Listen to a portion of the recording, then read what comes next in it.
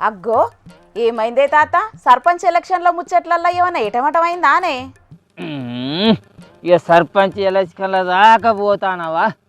బీసీల అభివృద్ధికి బీజం వేస్తామని 42% అనేది, దానికి వాతం వచ్చినట్టు 17%కే కోత పెట్టింది.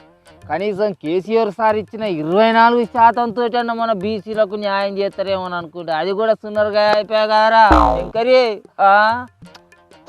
ఇప్పుడు ఆ ముచ్చట కొరకేనా నువ్వు ఇంతగానో నాజరైతున్నావు? అది కాదు, అసలు ముచ్చట ఏరే ఉన్నది. ఏతోంది ఏతైతే కథది కథ అన్నట్టు దీంతో వెళ్ళి మా రేవంతాలు సార్ సర్కారు 15,000 రూపాయలు ఇస్తామని చెప్పి 12,000 రూపాయలే చేతిలో పెడుతున్న పంట సాయం రైతు భరోసా గురించి మా తండ్లాట. ఇప్పుడు అసలుకే ఎసరచ్చినట్టున్నదట, ఎట్లయితుందో ఏమో. అగ్గో రైతు భరోసా పథకానికి ఏమైంది? ఈ యాసంగికి ఇచ్చే ఆలోచనలల్లా సర్కారు ఉన్నట్టున్నదే. ఈ స్థానిక ఎలక్షన్లు అయిపోగానే అదే ముంగటేసుకుంటది కావచ్చునే. ముంగట మురిచినవ్వ పండుగేరు కదా అన్నట్టు అసలు మాకు ఆ పంట సాయం అందదో అని మేము బాధపడతా. ఇది స్థానిక ఎలక్షన్లు అయిపోగానే ఇస్తుంది కావచ్చు అని అంటుంది దీంతో కథ.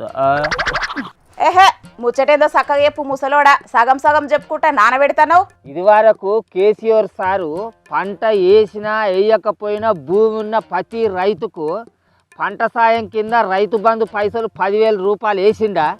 కానీ ఇప్పుడు రేవంతాల్ సార్ సర్కారు యాసంగి పంట అయినా వానకాలం పంట అయినా పంట వేసిన రైతుకే పంట సాయం కింద 12,000 రూపాయల రైతు భరోసా పైసలు వేస్తాడట. అగో గది మాట్లాడలాట. అట్లయితే రైతులందరూ భూమిని రికా ఉంచకుండా అందరూ పంటలు వేస్తారు కాదే. వేసి రూమ్లో కూర్చొని రాసిచ్చిన వార్తలు చదివేదానికి వ్యవసాయం అనే సుతారం ఏం తెలుస్తుంది?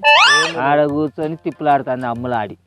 అమ్మ రైతులు యాసంగిలో కూడా పంట వేయాలనే కేసీఆర్ సారు కాళేశ్వరం దవ్విచ్చి కాలువలతోటి నీళ్ళని తీసుకొచ్చి ఎండాకాలంలో కూడా నిండు కుండలు లెక్క మా చెరువులను నింపితే ఆ నీళ్ళతోటి మేము యాసంగి పంటలను పండించినాం.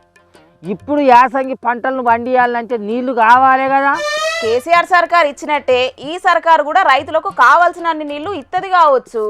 సర్కారుకు నీళ్ళు ఇచ్చే ఆలోచనే ఉంటే రైతులందరూ యాసంగి పంట ఖచ్చితంగా వేస్తారు అనే ఆలోచనే ఉంటే పంట వేసిన వాళ్ళకే రైతు భరోసా ఇస్తామనే ఆలోచన ఎందుకు చేస్తుంది సర్కారు? నువ్వే చెప్పు.